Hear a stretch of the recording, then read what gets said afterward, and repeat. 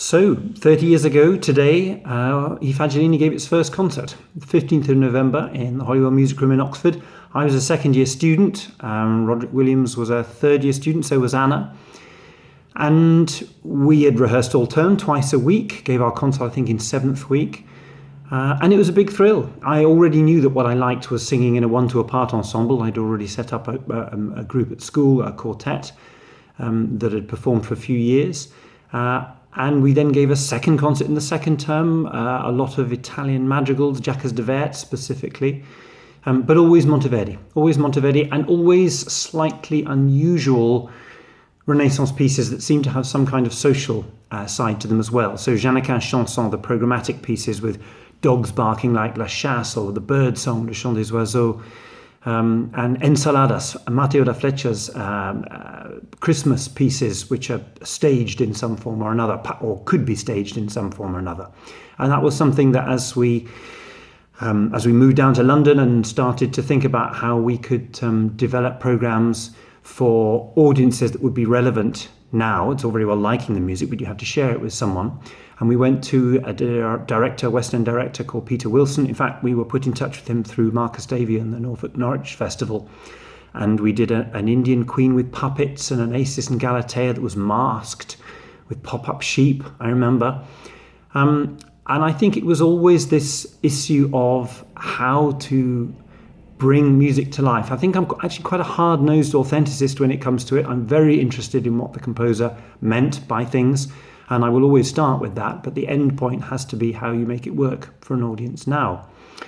A trip to South Africa in 1995 changed us as a group. Working with the Sadaza Chorale of Soweto was a very emotional performance, and if there was any chance that we as Oxbridgey Brits were going to be able to hide behind our copies, that died very quickly. Our attempts to dance in their style are still a matter of nightmares and the opposite to those of us who still did it. And I was delighted to bring some of that back into the show we did with the Australian Circus Group over the last few years, How Like an Angel.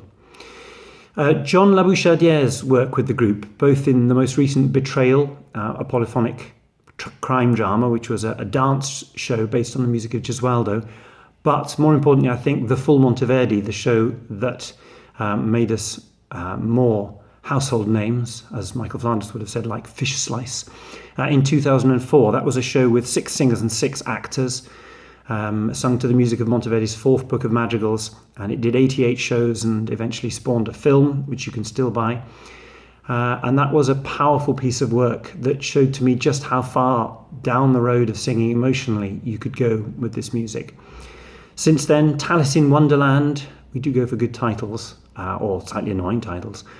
And again, Monteverdi, always Monteverdi, which is why in our 30th anniversary year starting in a few months' time, we'll be focusing on Monteverdi, firstly at the University of York, and then down in Birmingham, London, all over the place, notably with our performance of Orfeo, which is something I've always wanted to do, specifically because he would have written it for his singers in Mantua. And so I like the conceit of the piece being performed by a madrigal group. It's the people, isn't it? It's always the people, the singers who must have answered a million emails from me over the last few years, and before that, endless phone conversations. My family, my parents specifically in the early days, like anyone who runs a group, anyone who runs anything, they rely on their parents so much. Our management, first of all Clarion Seven Muses, then Hazard Chase, and now Libby Percival at Perseus, who've always believed in the group, and even though we've done unorthodox things, have seen through that to what was the meaning behind it all.